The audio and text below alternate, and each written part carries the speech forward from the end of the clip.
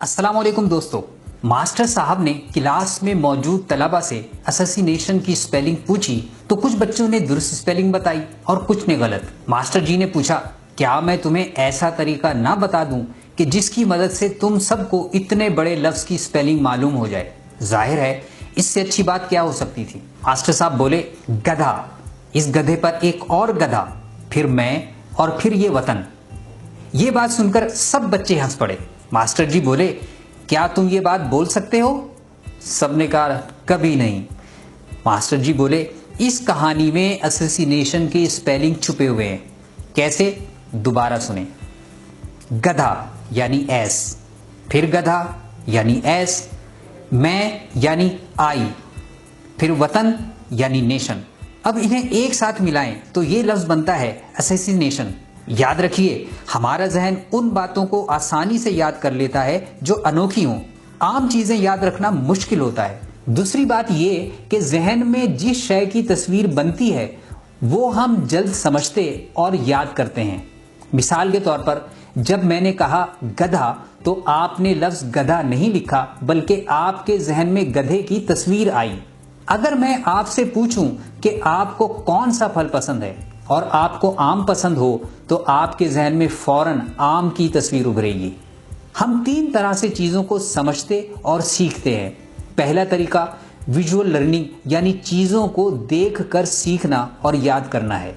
दूसरा तरीका है ऑडिटरी यानी चीजों को सुनकर सीखना और याद करना। और तीसरा तरीका है किनेस्थेटिक यानी कोई काम करके इसे सीखना और याद करना। दोस्तों, अगर आप इन तीनों तरीकों को अपनी स्टडी में शामिल कर लें तो आपके लिए सब कुछ सीखना, समझना और याद करना आसान हो जाएगा।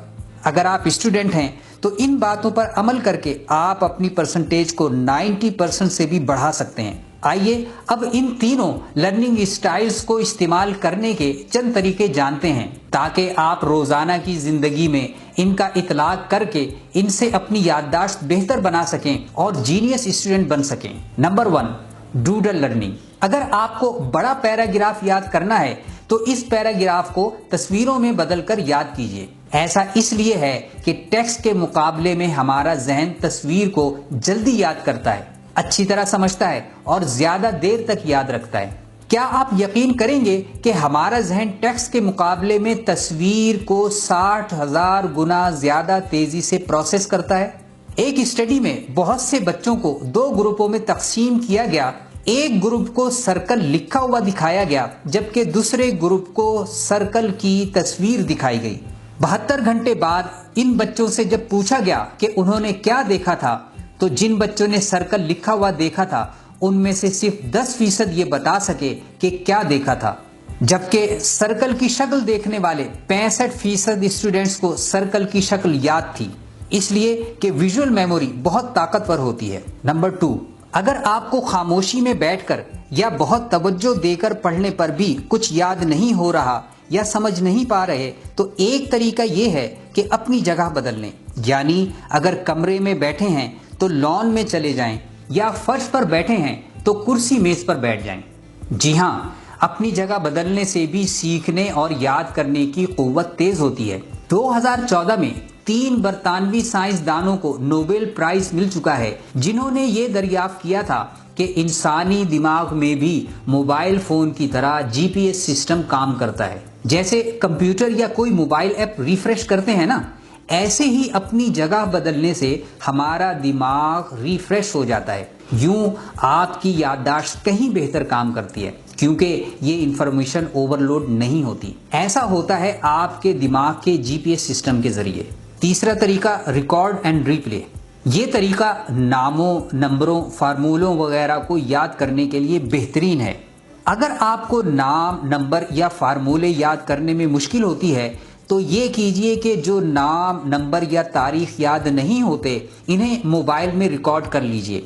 फिर जब आप कहीं जा रहे हों जैसे स्कूल, कॉलेज या घर पर आराम से बैठे हों तो हेडफोन लगाकर इस रिकॉर्डिंग को सुनना शुरू कर दीजिए और अपने लाशऊर में ये रिकॉर्डिंग जाने दीजिए। जब आप ये काम करेंगे तो ये मालूमात याद करने के लिए आपको ज्यादा मेहनत नहीं करना पड़ेगी और बहुत आसानी से आपके जहन में बैठ जाएगी।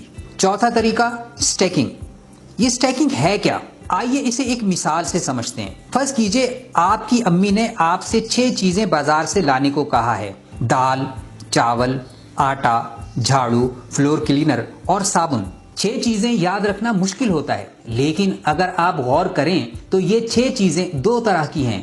دال، چاول، آٹا کھانے والی چیزیں ہیں، جبکہ جھاڑو، فلور کلینر اور صابن کا تعلق صفائی سے ہے۔ اسٹیکنگ کی ٹیکنیک استعمال کرتے ہوئے آپ ان 6 چیزوں کو 2 گروپس میں تقسیم کر دیں۔ پھر یہ یاد کر لیں کہ 2 گروپس میں 3 چیزیں ہیں۔ 6 چیزیں یاد رکھنا مشکل ہوتا ہے، لیکن 2 چیزیں یاد رکھنا بہت آسان ہے۔ 5واں طریقہ SOL، speak out loud. SOL کا مطلب ہے بلند آواز میں بول کر پڑھنا، اتنی بلند آواز کہ آپ سن سکیں، کیونکہ بول کر پڑھنے سے زیادہ اچھا یاد ہوتا ہے۔ آپ جو کچھ یاد کرنا چاہ رہے ہیں پہلے اسے توجہ سے پڑھ لیجئے، اور پھر جو کچھ پڑھا ہے اسے کتاب دیکھے بغیر ریکال کرنا شروع کر دیجئے۔ اگر کوئی کلاس فیلو یا دوست موجود ہے تو اسے کتاب دے دیجئے اور جو کچھ آپ نے پڑھا ہے اسے سنائیے۔ 6واں طریقہ فلیش کارڈ میتھڈ۔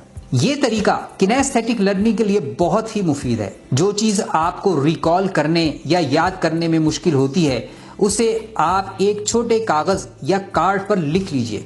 ہو سکتا ہے آپ کے پاس ایسے کارڈز کا ڈھیر جمع ہو جائے، فکر کی کوئی بات نہیں ہے۔ تو جب آپ ریوائز کرنے بیٹھیں گے تو آپ کو یاد رہے گا کہ اس چیپٹر میں مجھے ان چیزوں پر زیادہ توجہ دینی ہے۔ ایگزام سے ایک دن پہلے بھی ان فلیش کارڈز کو دیکھ کر انہی چیزوں کو خاص طور پر دہرائیے۔ 7واں طریقہ بیڈ ٹائم ریسائٹل۔